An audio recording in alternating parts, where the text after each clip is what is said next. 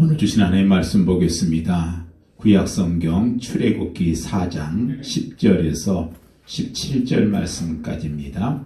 구약성경 85쪽에 있습니다. 출애굽기 4장 10절부터 우리 함께 믿음으로 합독하겠습니다. 모세가 여호와께 아뢰되 오 주여 나는 본래 말을 잘하지 못하는 자니이다. 주께서 주의 종에게 명령하신 후에도 역시 그러하니 나는 입이 뻣뻣하고 혀가 둔한 자니이다. 여호와께서 그에게 이르시되 누가 사람의 입을 치었느냐? 누가 말 못하는 자나 못 듣는 자나 눈 밝은 자나 맹인이 되게 하였느냐? 나 여호와가 아니냐? 이제 가라. 내가 네 입과 함께 있어서 할 말을 가르치리라. 모세가 이르되 주여 보낼 만한 자를 보내소서. 여호와께서 모세를 향하여 노하여 이르시되 너희 사람 내 형 아론이 있지 아니하냐? 그가 말 잘하는 것을 내가 아노라. 그가 너를 만나러 나오나니 그가 너를 볼 때에 그의 마음에 기쁨이 있을 것이라. 너는 그에게 말하고 그의 입에 할 말을 주라. 내가 내 입과 그의 입에 함께 있어서 그들이 행할 일을 가르치리라. 그가 너를 대신하여 백성에게 말할 것이니 그는 내 입을 대신할 것이요 너는 그에게 하나님같이 되리라. 너는 이 백지팡이를 손에 잡고 이것으로 이적을 행할지니라. 아멘. 나르키소스라고 하는 아름다운 미소년이 있었습니다. 16세가 되었을 때 너무 눈부시게 아름다워서 많은 소녀들이 애간장을 녹입니다. 그렇지만 이 나르키소스는 너무 강한 자존심 때문에 그 어떤 사랑도 받아들이지 않습니다. 그러던 어느 날 이 나르키소스가 사냥을 하다가 지쳤어요. 그래서 근처에 샘물을 찾아서 가게 되었는데 그 샘물은 동물도 한 번도 와본 적이 없고 사람이 인기척도 전혀 없었던 나무까지 나무 이파리 하나 떨어지지 않은 아주 순수한 그런 샘이었어요. 자, 사냥하다 지친 이 나르키소스는 더위와 갈증을 해소하기 위해서 그 샘물에 몸을 숙이는 그 순간 자신의 그 모습이 물에 비춰졌을 때 그 아름다운 모습에 정말 넋을 잃고 꼼짝을 못해요. 그러다가 조각 같은 자기의 그 모습을 정신없이 바라보다가 감탄을 합니다. 그러다가 사랑에 빠지게 돼요. 그래서 그 물속에 비춰진 자신의 모습이 너무 멋있고 너무 좋아서 수없이 거기다 입을 맞춰보기도 하고 안아보기 위해서 두 손을 집어넣게 되면 자기 현상이 흐려져서 결국 접근하지 못하게 되고 거기 안타까워서 결국 기력이 기력이 없어지고 생기가 사라져서 결국 죽어간다는 그런 그리스 신화가 있습니다. 여러분 사람마다 자기의 모습, 자기의 얼굴들이 다 있지 않습니까? 아마 아침에 나올 때 아마 적어도 한두 번 정도는 거울을 보고 왔을 겁니다.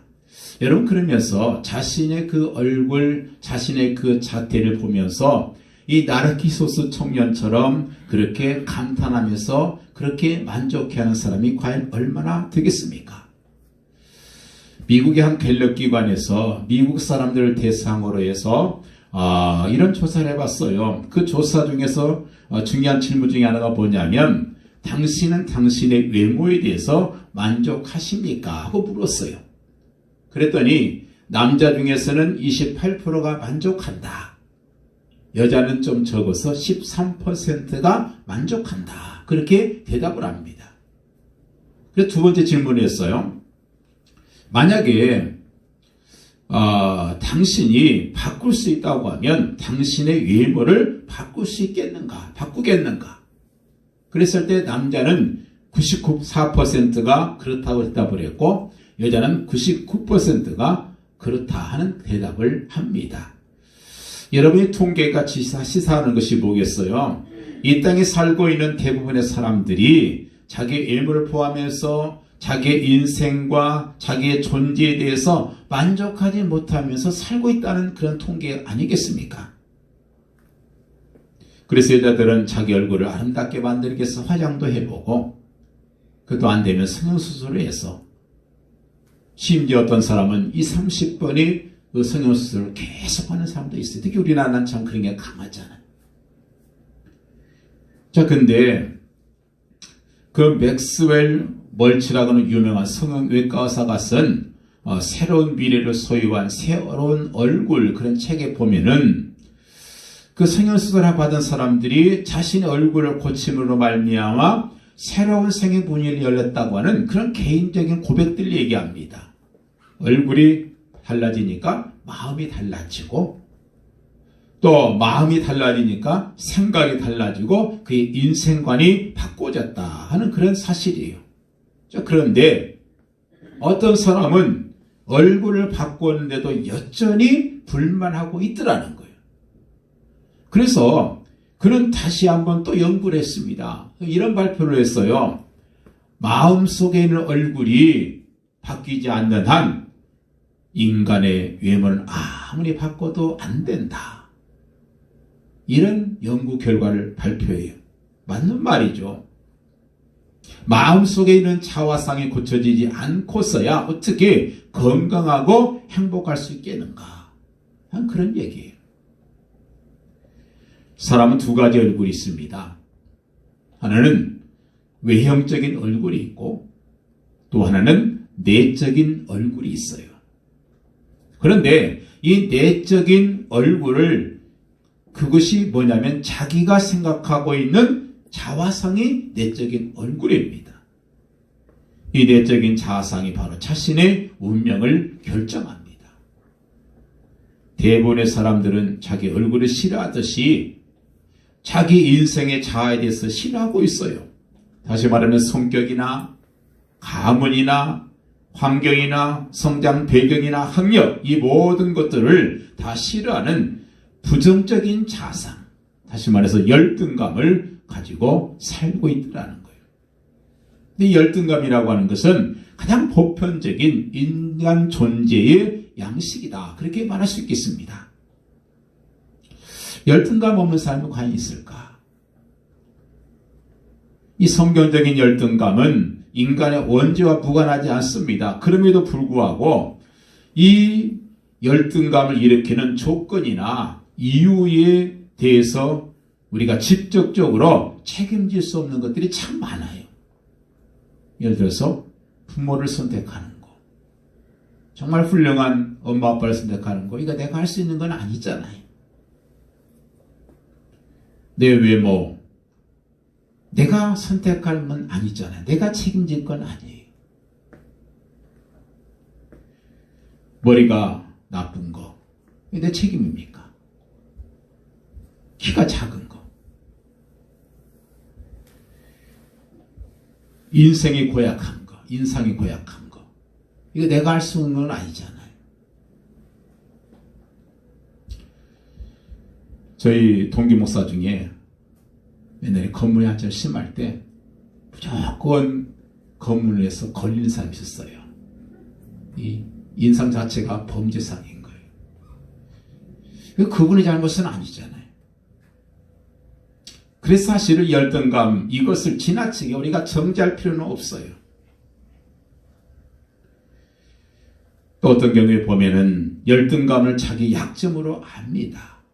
그래서 어떻게 하든지 그 약점을 극복하고, 그리고 보상하려고 하는 심리로 열심히 자기 약점을 보완하다 보면은 거기서 인생의 위대한 그런 성취를 가져오는 경우도 분명히 있습니다. 자, 그러나 문제가 되는 것은 뭐예요? 바로 병적인 열등감이에요. 이 병적인 열등감은 반드시 자기 학대를 낳게 되고, 자기 학대는 자기 인생을 파괴할 가능성이 굉장히 많습니다. 이런 의미에서 자기 학대는 죄악인 거죠. 많은 사람들이 열등감에서 자기를 싫어해요. 자기를 가장 좋아할 사람이 자기 자신 아니에요. 자기가 자기를 싫어하기 때문에 거기서 모든 인생에 문제가 발생되는 거예요. 그래서 남들이 자신을 무시하고 천대하면 어떻게 해요? 분내고 화를 냈잖아요. 그러면서 정작 자기 자신은 자기를 무시하고 자기를 멸시하는 경우가 굉장히 많다는 거예요.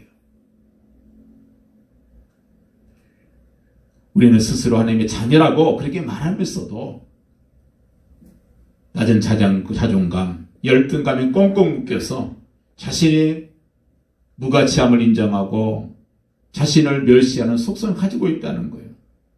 이것이 바로 사탄이 우리에게 놓는 무서운 악이라는 겁니다. 낮은 자존감, low self-esteem. 이 낮은 자존감은 이거 사탄의 무기예요. 열등감, 자기를 너무나 무시하고 낮추는 감정. 결코 성경적이 아닙니다. 이런 자아상을 보면서 슬퍼하고 이런 자아상을 듣고 있는 하나님의 자녀에 대해서 노하시는 분이 계셔요. 그분이 바로 하나님이셔요. 내가 내 얼굴을 만들었는데 내 자신을 싫어하는 것은 곧 하나님을 싫어하는 것이다. 내가 너를 이 땅에 태어나게 했는데 내 자신에 대해서 부정하고 싫어하는 것은 곧 하나님에 대한 도전이다. 이렇게 말씀하고 있어요. 그래서 우리는 이 낮은 자존감 꼭 극복해야 할 우리의 과제입니다. 이거 사실 열등감은요, 자기 자신을 과소평가하는 심리적인 병이에요. 질병입니다. 자기 자신을 너무 과대평가하는 것도 문제예요. 그렇지만 과대평가뿐만 아니라 또 과소평가 역시도 무슨 질병이나 사실을 기억해야 돼요. 많은 사람들이 행복하게 살아야 됨에도 불구하고 탄식하고 울고 있어요. 얼마든지 성공하고 찬란한 영광의 금자탑을 쌓을 수 있음에도 불구하고 수많은 사람들이 실패자로 끝나버리고 맙니다. 가족끼리 형제끼리 이해하고 서로 화목하게 살아야 할 그런 수많은 사람들이 사소한 일에 분내고 가정을 감옥처럼 폐쇄해버리고 대화를 잃어버리고 다투고 그렇게 사는 사람이 얼마나 많습니까? 직장에서도 자기 기능을 충분히 발휘하지 못한 채 질투심과 갈등 속에서 살아가는 사람들이 많습니다. 이 모든 원인이 어디서 오는가? 바로 이 낮은 자존감 때문에 오는 거예요.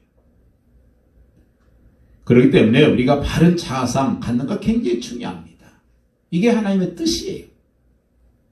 우리를 행복하게 만들고 성경적인 존재로 세우는 것이 하나님의 뜻이기 때문에 우리 속에 잠재된 이 낮은 자존감을 치유해야 돼요. 근데 문제는 이런 열등감이 누구에게도 있다는 말이에요. 특별히 성경에 보니까 위대한 하나님의 종들에게도 열등감이 있었어요. 그 대표적인 사람이 오늘 본문 속에 나와 있는 모세예요.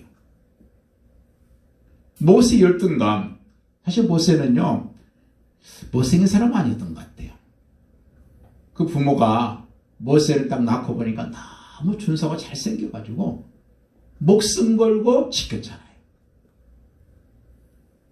그럼에도 불구하고 마음속에 열등감이 있었어요. 성장 배경도 훌륭한 환경이잖아요. 바로의 궁에서 공주의 아들로 마음껏 모든 것을 누릴 수 있는 그런 사람에도 불구하고 강한 열등감이 있었어요. 그래서 오늘 말씀 보면은 하나님께서 그를 부르셨음에도 불구하고 그 열등감 때문에 하나님의 뜻을 거역하고 도전하고 있어요. 5번씩이나. 3장 10절에 보니까 하나님께서 그래요. 내가 너를 바르게 보내서 이스라엘 자손을 애굽에서 인도해서 내가 내게 할 것이다. 그랬을 때 11절에 뭐라고 거절하냐면 내가 누구가 내 바로한테 가며 이스라엘 자손을 애굽에서 인도해낼 수 있겠습니까? 하고 거절해요. 또 모세가 하나님께 말해요. 13절에 보니까 내가 이스라엘 자손에게 가서 이르기를 너희 조상의 하나님이 나를 너에게 보내셨다 하면 그들이 내게 묻기를 그의 이름이 뭐냐 하리니 내가 무엇이라고 그들에게 말하리까. 이 말씀에 뭐가 담겨져 있어요? 나 가면은 절대로 안 받아줄 것이다. 아마 속에는 이런 마음이 있었을 거예요. 나 같아도 80 먹은 노인네가 와서 갑자기 나타나가지고 하나님께서 부르셨다 그러면 나도 안 믿겠습니다. 그 말이. 실패, 패배, 거절감, 이 두려움이 있다는 거죠. 사장 2절에 보니까 그러나 그들이 나를 믿지 아니하며 내 말을 듣지 아니하고 이르기를 여호와께서 내게 나타나지 아니했다고 할 것입니다. 그렇게 말해요. 또 4장 10절에도 보니까 오늘 말씀 보니까 모세가 여호와께 이르되 아뢰되 주의 나는 본래 말을 잘 못하는 사람입니다. 주께서 주의 종에게 명령하신 후에도 역시 그러하니 나는 입이 뻣뻣하고 혀가 둔한 자입니다. 본래부터 말을 못했는지 아니면 하시면 동안 양떼들하고만 살다 보니까 누구하고 말할 기회가 있겠습니까? 입이 아마 굳었는지는 모르겠지만 나는 잘 말을 못합니다. 그러면서 13절에 주여 제발 보내는 많은 사람 보내세요. 나는 아닙니다. 그런데 이런 모세를 향해서 하나님께서 뭐라고요? 크게 분노하셨다는 거예요. 굉장히 화를 내셨어요. 11절에 그랬잖아요. 여호와께서 그에게 이르시되 누가 사람 입을 치었느냐? 누가 말 못하는 자를 만들었고 말 못 듣는 자를 만들었고 눈 밝은 자나 맹인이 되게 하느냐? 나 여호와가 아니냐? 모세가 자신의 열등감에 사로잡혀 못한다고 했을 때 하나님께서 노를 바라시죠. 하나님께서는요, 우리가 죄를 지었을 때만 노하시는 게 아니에요. 하나님께서 우리에게 향하신 기대를 스스로 자학하고 포기해버렸을 때 하나님께서 역시 노하시는 거예요. 열등감은 하나님을 반역하는 무슨 악이 될 수 있다는 사실을 기억해야 돼요. 열등감을 오는 영향들이 참 많아요. 그 첫 번째는 우선 우리 속에 있는 잠재력을 마비시켜버려요. 그래서 성공한 사람은 잠재력을 100% 사용한 사람들이고 실패한 사람들은 자신의 잠재력을 20%만 사용하고 80%는 사장시켜버린 사람이다. 그런 말이 있어요. 자신에게 있는 무한한 가능성, 내가 할 수 있는 능력을 다 잠재시켜버리는 거예요. 그게 열등감이에요. 왜냐? 못한다고 안 해버리니까. 두 번째로 열등감은 우리의 꿈, 비전을 파기시켜버리죠. 희망을 꺾어버립니다. 우리 속에 있는 담력을 상실하게 만들고 미래에 대한 비전을 없애버리고 자기 자신을 쓸모없는 한 나약한 존재 패배자로 그렇게 낙인시켜서 인생을 비참하게 만들어가요. 또 하나, 대인관계를 해칩니다. 이 열등감이 있는 사람은요, 자신 앞에 나타나는 것도 꺼려할 뿐만 아니라 다른 사람을 적대로 생각하고 그리고 조그마한 일에도 상처를 받아요. 그런 사람한테는 참 말도 조심해야 돼요. 아무것도 아닌데 이 열등감 때문에 상처를 받고 그것 때문에 싸움을 일으키고 그렇게 돼요. 가장 큰 문제는 이 낮은 자존감, 하나님의 사역에 큰 방해거리가 된다는 거예요. 오늘 모세도 그렇지만은 우리 잘 아는 메뚜기 의식 있잖아요. 나는 메뚜기입니다. 열매의 청탕꾼처럼 완전히 하나님의 사역을 막아버리잖아요. 하나님의 뜻을 막아버립니다. 그래서 열등감은 일종의 병적인 심리현상이에요. 이 열등감에 사로잡히면 만사 자신 없어요. 소극적인 사람이 되고 무능하고 무력한 사람이 되고 말아요. 그래서 그 입에서 나오는 말을 항상 나는 못해요. 할 수 없어요. 그래서 사소한 일에도 오해하고 섭섭하게 생각하고 그렇게 갈 수밖에 없어요. 그 원인이 어디서 왔을까? 뭐 두 가지 원인이 있겠죠. 하나는 내적인 요인이 있을 것이고 하나는 외적인 요건이 있을 겁니다. 되게 사람들은 성장하면서 가정이나 사회의 영향 때문에 낮은 자존감을 가질 수 있어요. 원래 인간은 태어나면서 또 열등 존재로 태어났잖아요. 몸은 젖가슴이 의존하고 기저귀에 의존하고 계속해서 부모의 도움을 받기 때문에 열등한 존재로 자랍니다. 그래서 어린아이 심리 속에는 나는 참 의존하고 사는 존재밖에 안 되는구나, 그런 생각들이 있다는 거예요. 또 게다가 또 우리 가정에서 되게 보면 또 비교를 참 많이 하잖아요. 내 형은 그런데 너는 왜 그러느냐, 내 동생은 그런데 너는 왜 못하냐, 자꾸 비교하잖아요. 학교에 가면 선생님이 너는 왜 이렇게 공부를 못하냐, 또 사회 나가면 또 계속 그렇습니다. 그래서 이 어렸을 때부터 어린아이들은 되게 여과가 없어요. 여과가. 그래서 무슨 말하면 그대로 다 들어버립니다. 여과를 할 줄 몰라요. 우리 어른들은 뭐라고 말하면 헛소리 하고 있네, 나는 그런 사람 아니야, 여과를 합니다. 근데 어린아이들은 그게 안 되니까 그대로 다 수용해서 결국 주변에서 엄마, 아빠 혹은 사람들이 들려주는 그대로 마음속에 잠재되어 버립니다. 또 하나는 자기 스스로 만든 자화상으로 인해서 내적인 열등감이 생길 수 있어요. 잘못된 사고방식, 그릇된 가치관, 잘못된 신학적인 사고방식. 그래서 끊임없이 나는 죄인이다, 그렇게 말하면서 나는 벌레만도 못한 죄인이야, 그러면서 자신을 끊임없이 정죄하는 그것도 역시 하나님께서 원하시는 건 아니에요. 이게 역대적인 열등감의 하나의 이 시작이 되는 것이거든요. 그래서 외적인 것은 성장 과정에서 또 사회적인 것으로부터 형성되기도 하고, 내적인 것은 자기 스스로 잘못된 사고를 갖는 데서부터 이제 형성이 될 수 있습니다. 여러분, 흔히 겸손하다 그랬을 때 그것은 자신을 무시하고 격하시키는 것이 겸손 아니에요. 그럼 겸손은 뭐예요? 다른 사람 높여주는 것이 겸손이에요. 내가 낮아지는 것이 아니고 남 높여주는 것이 겸손이에요. 우리는 하나님의 자녀로서 자신을 가치 있는 사람으로 인정하고 다른 사람 높여주는 게, 이게 그리스도인의 옳은 모습이에요. 자신을 못났다고 학대하면서 남에게 굽실거리는 건 겸손 아니에요. 그건 비굴이에요. 유명한 앨리슨이라는 분이 이런 식으로 이 병적인 열등감에서 불행해지는 결과로 이렇게 말해요.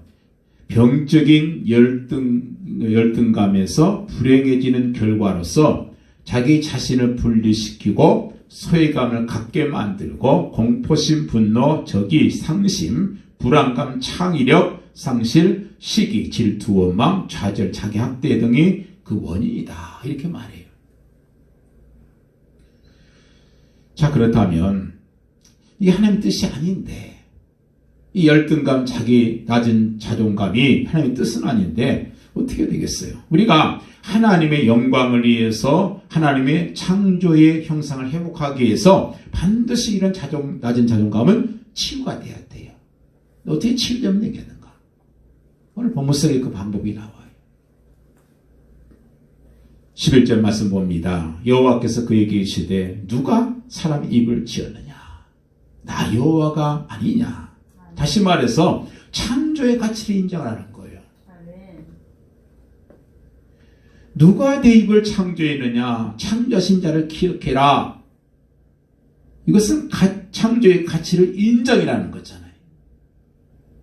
현재 나의 현실이나 나의 출신 가문이나 나의 신체적인 조건이나 나의 기질이나 나의 성장 배경까지도 하나님께서 주신 은혜로 받아들이라는 거예요.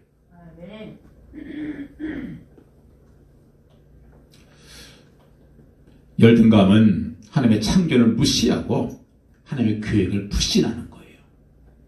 그래서 죄악인 겁니다.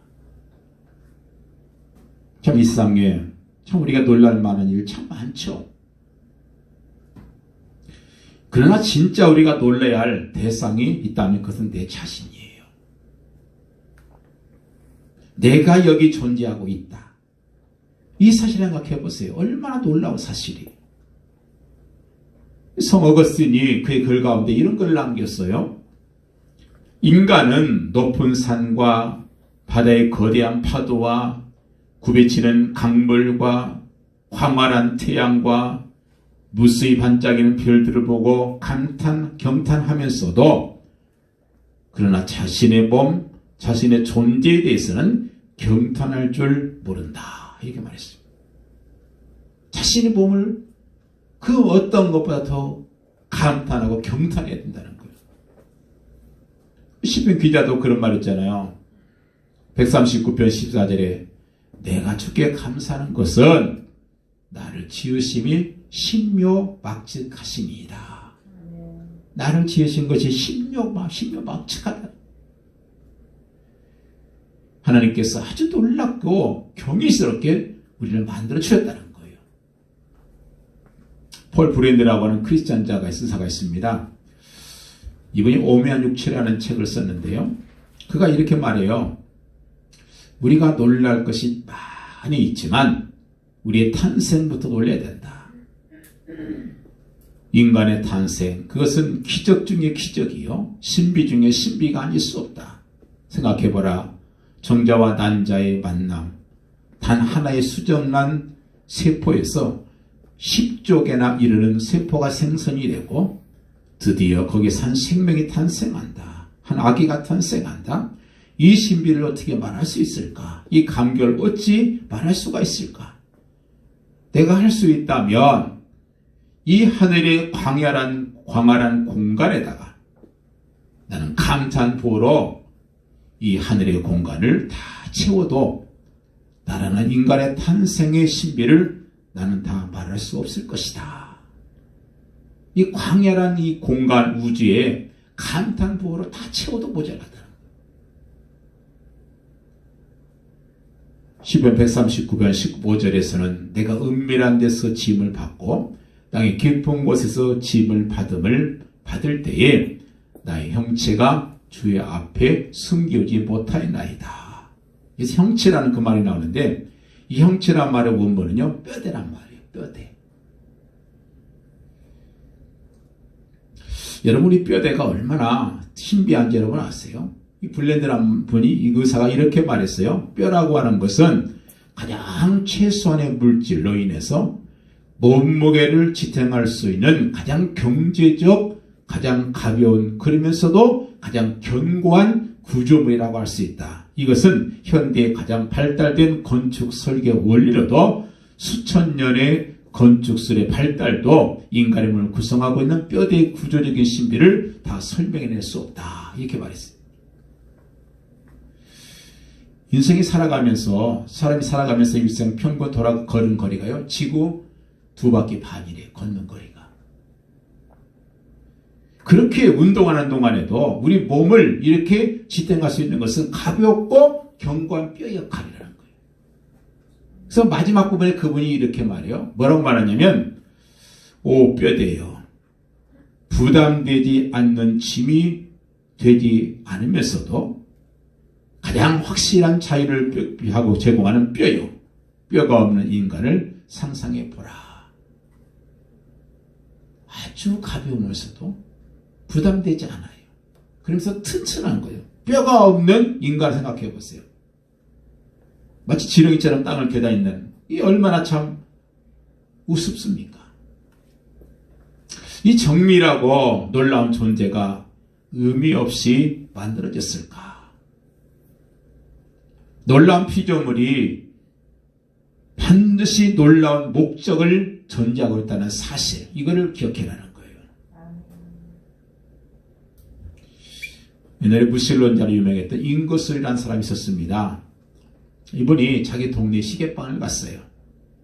시계방에 가보니까 거기에 아주 예쁘고 멋있는 시계가 하나 걸려있는 거예요. 그러니까 잉거슬 그 박사가 저 시계 참 멋있네요. 어디서 구했어요? 그러니까 그 주인이 웃으면서 하는 말이 저 시계요. 저절로 생겨가지고 걸려 있어요. 그랬어요. 그러니까 그 박사가 아니 그 말도 안 되는 소리 저게 저절로가 됩니까? 물으니까 그 시계방 주인이 크리스찬인데 그 인고셀 박사가 무신론자는 걸 알기 때문에 또 평소에 많이 토론했기 때문에 이렇게 말해요. 박사님, 그 어림도 없는 제 얘기가 맞지요.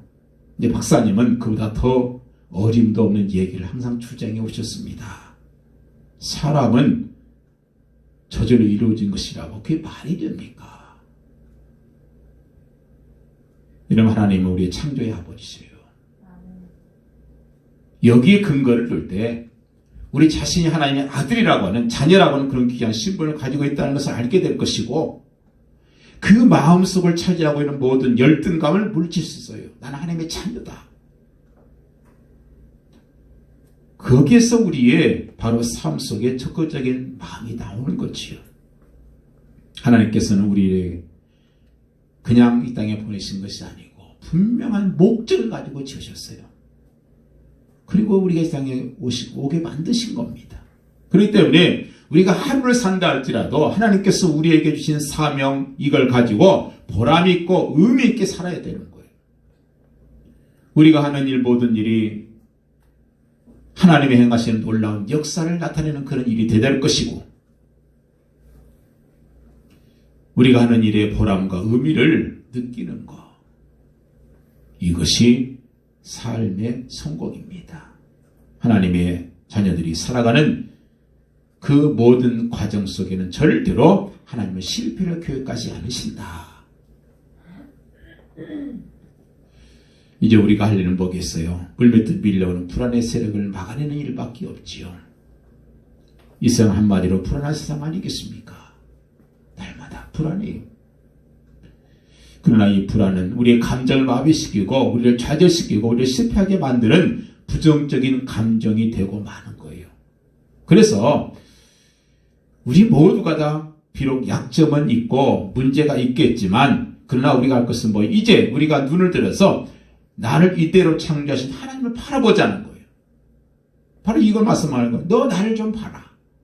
내 자신을 보지 말고 너를 짓고 너를 이 시간까지 인도한 나를 봐라. 그걸 보라는 거예요. 이 땅에 태어나게 하신 하나님께 감사하고 하나님께서 나에게 선한 일을 계획하고 계시고 그래서 하나님께 날 창조하셨다고 하는 자화상을 우리가 꼭 세워야 돼요. 두 번째는 12절에 보니까 그랬어요. 이제 가라. 내가 내 입과 함께 있어서 할 말을 가르치리라. 여기 보면 하나님의 능력을 인정이라는 거예요. 하나님의 능력을 인정하는 거. 내가 입이 둔하냐? 내가 내 입과 함께 하겠다. 여러분 약점 있습니까? 우리 주님께서 말씀해요. 그래 그 약점 내가 너와 함께함으로 내가 보완하겠다. 이 역석인 거예요. 하나님께서 함께 하시면 기적이 일어나겠죠. 하나님과 함께 하시면 불가능 없겠죠. 하나님께서는 나의 약한 것으로 영광 받으십니다. 나의 약점을 가지고 하나님께서는 큰일 하셔요. 하나님께서 그래서 우리 약점을 도와주셔요. 병든 곳에 손을 대야 하나님의 능력이 나타나는 거 아니겠습니까? 그래서 바울이 그 고백해요. 도리어 크게 기뻐함으로 나의 여러 약한 것들에 대해 자랑할 것이다.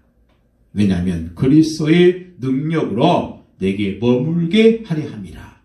그러므로 내가 그리스도를 위하여 약한 것들과 능욕과 궁핍과 핍박과 곤란을 기뻐하노니 이는 내가 약할 그때의 곧 강함이라. 이런 중요한 말이에요. 내가 약할 때 하나님의 은혜가 강하다는 거예요. 그 말은 무슨 말이에요? 열등감이 많이 들면 들수록 하나님께서는 더 큰 은혜로 채우시겠다는 거 아니에요. 그걸 믿으라는 거예요. 그래서 우리에게 끊임없이 열등감이 밀려올 때마다 우리는 고백해야 돼요. 이제 이 열등감 때문에, 열등한 것 때문에 하나님께서 더 큰 은혜를 주시겠구나. 아멘. 여러분 약점이 있습니까? 공부를 못했다고 하면 성경 읽으시면 돼요. 얼굴 못생겼으면 웃으시면 돼요. 남이 못생겼다고 해도 없는 얼굴에 굉장히 매력이 있잖아요. 좋은 옷을 못 입었습니까? 친절히 옷을 입으시면 돼요. 재능이 없어서 우리가 봉사 못합니까? 기도하시면 돼요. 헌금 못해서 다른 사람이 못 알아주지 않는다고 자학할 필요 없어요. 예배 참석해서 은혜 받으면 돼요. 말이 둔해서 전도 못합니까? 전도지 가지고 선물도 고우시면 되죠. 우리는 얼마든지 우리 인생을 바꿔놓을 수 있습니다. 강남의 큰 교회에 시골에서 올라오신 한 집사님이 있었어요. 초등학교밖에 못 나왔어요. 한참 열심히 하다 보니까 부역장을 하라는 거예요. 근데 보니까 구역 식구에 보니까 전부 다 그냥 학력들이 높아요. 자기는 초등학교밖에 안 나오는. 그래서 나는 못한다 그러다가 어느 날 기도하는데 이런 생각이 드는 거예요. 약한 자를 들어서 강한 자를 부끄럽게 하신다. 이 말씀이 생각나요. 그래서 그냥 성경 읽으면서 기도했습니다. 하나님께서 함께 하시리라. 이 말씀에 확신이 생겨서 드디어 구역장을 맡았습니다. 열심히 기도하고. 왜냐? 자기가 못 배운 거 아니까. 자기가 지금 옛날에 우리 교회는 없지만 구역 예배면 구역장이 다 이렇게 구역 예배 인도하잖아요. 자기 구역 식구들은 전부 다 대학 교수, 전문대 교수 이런 사람들이 있는데 거기서 하려니까 얼마나 참 그러겠어요. 그러니까 어떻게 하겠어요? 더 열심히 기도한 거예요. 더 하나님께 기도해요. 그때 놀라운 것은요. 초등학교도 겨우난 그 여집사가 그 구역 예배를 인도하는데 대학 교수들이 은혜를 받는 거예요. 바른 것이 하나님의 은혜 아니겠어요? 하나님께서 함께 하심으로 열등의식을 극복한 거 아니겠습니까? 여러분 누구에게나 다 열등감은 있어요. 그러나 그것을 극복하느냐 못하느냐 어떻게 할 수 있겠는가? 하나님께서 함께 하신다. 믿음이 있으면 돼요. 이걸 의식하면 됩니다.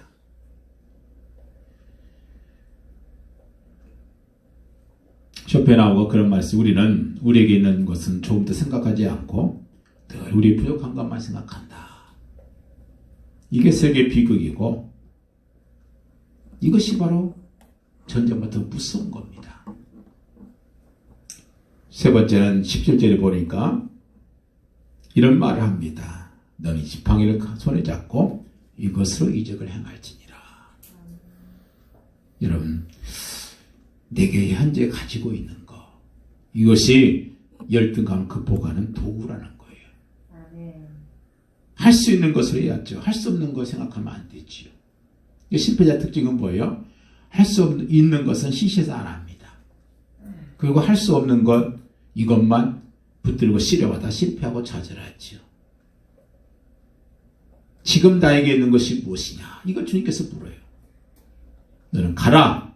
너는 지팡이 손에 잡고 이것으로 기적을 행해라. 왜 하나님께서 모세에게 이 지팡이를 손에 잡고 이것으로 이적을 행하라고 하셨어요?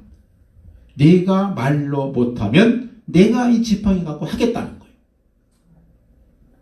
내가 말 못한다고 내 손에 지팡이 있지 않느냐? 내가 그 입에 둔한 것을 지팡이의 권능 가지고 대신한 것이다.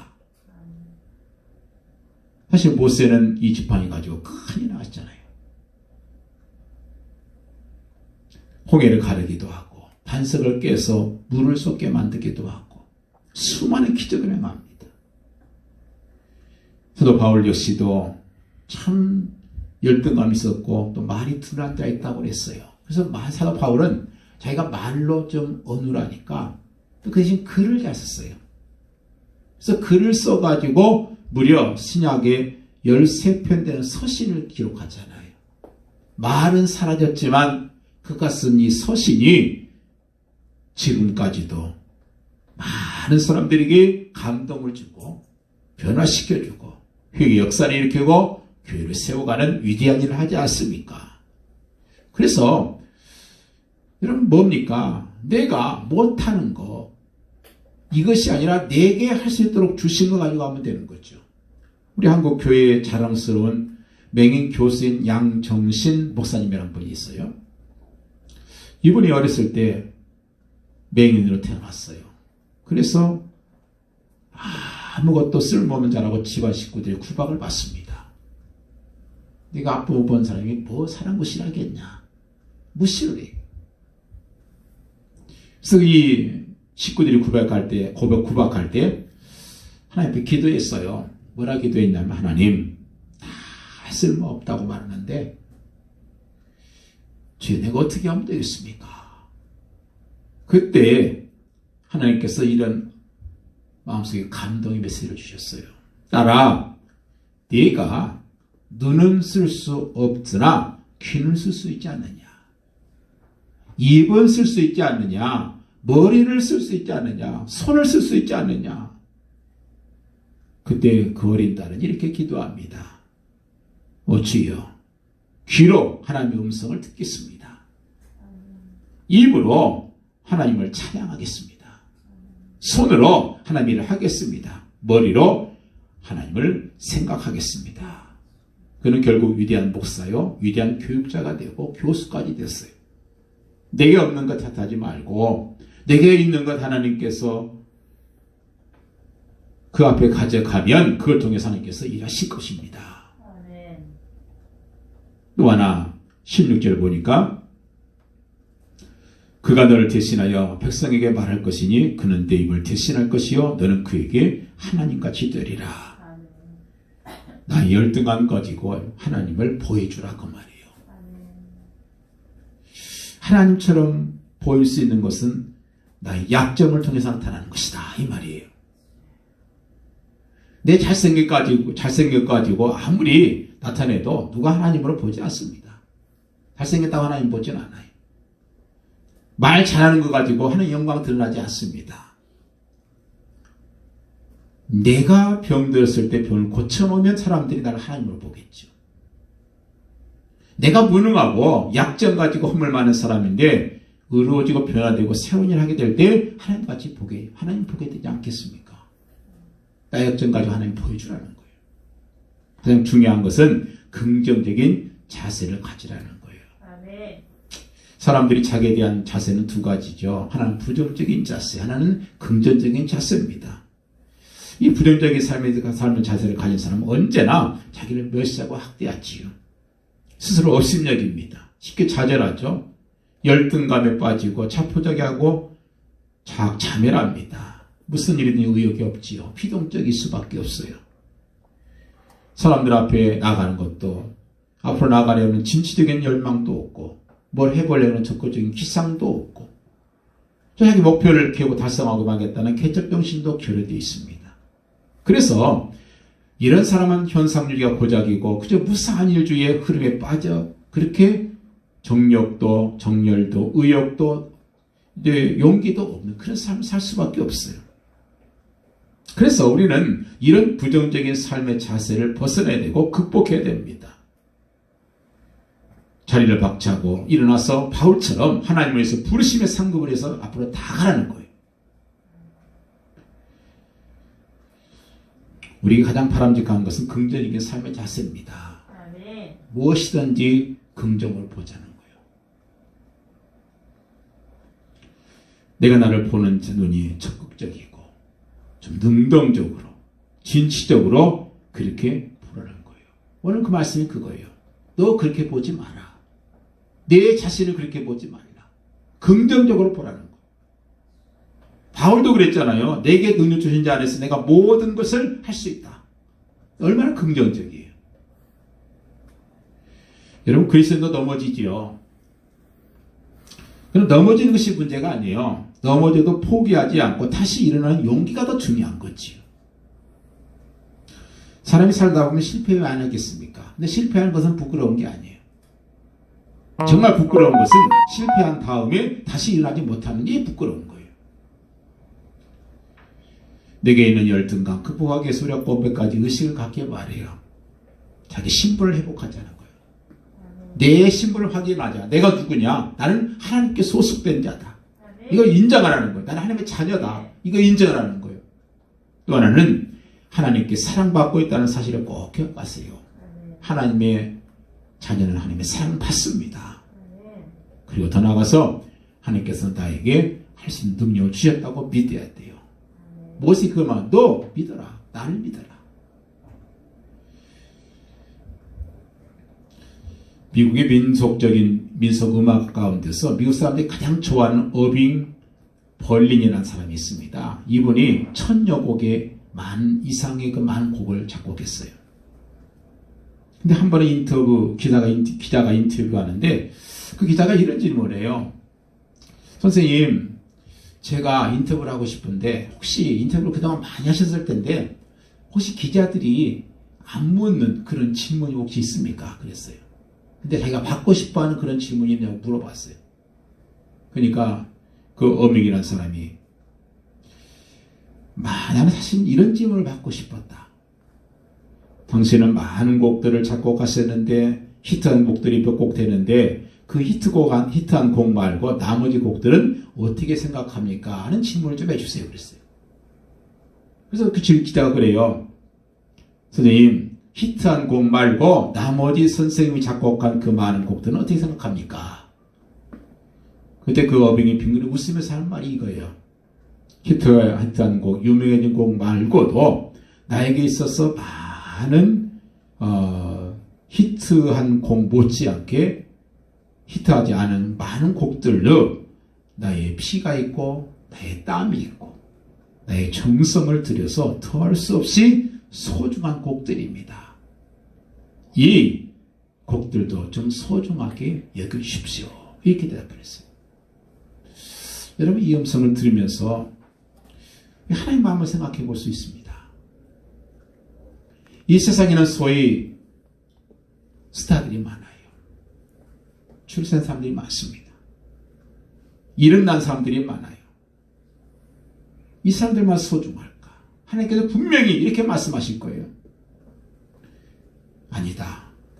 히트하고 성공한 사람들 뿐만 아니라 이 땅에 살고 있는 모든 무명한 수많은 사람들 역시도 나의 피와 나의 땀과 나의 정성과 나의 생각의 산물들이다. 그들은 다 모두 내게 소중한 사람들이다. 이렇게 말씀하실 거예요. 여러분, 우리 인생이 소중한 하나님의 교회 속에 태어난 소중한 존재라고 믿으십니까? 이제 소중한 내 인생 내가 쉽게 포기하거나 학대하는 것이 아니고 이건 죄가 돼요. 이제 그렇다면 우리는 이런 질문을 할 수 있겠죠? 어떻게 우리 자신을 사랑할 수 있을까? 어떻게 사랑할 수 있을까? 다시 말해서 말을 바꾸면 어떻게 소중하게 내 자신을 갖고 나갈 수 있을까? 물론 내 자신만 사랑하는 것은 죄입니다. 그러나 자기를 사랑한다는 것은 너무 소중하고 너무 필요한 거예요. 건강한 자존감. 지금 나라는 존재는 필요한 존재다. 자기의 가치에 대한 확신, 이 가치에 대한 확신이 없이는 우리 미래에 향해서 부딪혀 나갈 용기가 없을 겁니다. 나 같은 사람이 별일 있겠는가? 그냥 이렇게 살다가 죽는 거지. 이렇게 자꾸 하는 사람에게는 미래가 없어요. 건강한 자기 자신에 대한 확신, 내 인생의 의미와 소명에 대한 확신, 이런 것들이 만들어져가는 자존감, 이 자존감이 없이는 우리는 미래를 향해서 나갈 수 없다는 거예요. 그래서 자존감의 회복이 너무 중요합니다. 이게 회복되지 않으면 이웃과의 관계도 정당할 수가 없고 더 나아가서 하나님 앞에 헌신도 할 수 없습니다. 하나님 나를 사랑하신다. 나에 대한 기대를 갖고 계신다. 하나님은 또 한 번 나를 쓰실 수 있다. 이런 자신감 우리가 회복하길 바랍니다. 우리가 하나님과 제대로 관계가 맺어지고 그 다음에 자존감이 회복되어지게 되면 이웃을 향해서 자연스럽게 나아갈 수가 있고 우리가 건강한 자존감을 가졌을 때 이웃과의 관계가 좋아질 수 있습니다. 그렇게 되면 우리는 이웃을 섬길 수가 있어요. 이웃을 섬길 수 있도록 물질적인 축복도 분명히 주십니다. 오늘 당당하게 일어서십시다. 이제 가라 이 명령을 들으시고 우리는 우리 손에 주어진 하나님의 권능을 붙들어야 될 것이고 우리 마음속에 담아지는 새로운 자아상을 봐야 될 것이고 우리 입을 통해서 역사하시는 신비한 하나님의 언어를 담아야 됩니다. 우리는 이제 할 수 없다는 말 대신에 할 수 있다는 말로, 불평하는 말 대신에 감사의 말로, 못났다는 말 대신에 쓸모있다는 말을 해야 돼요. 그리고 하나님께서는 창조하셨다. 나를 이 땅에 태어나게 하신 하나님의 목적이 있다. 이런 분명한 의식을 가지고 내 인생을 새로운 자아를 발견해 가신 여러분 되시길 예수 이름으로 간절히 축원드립니다.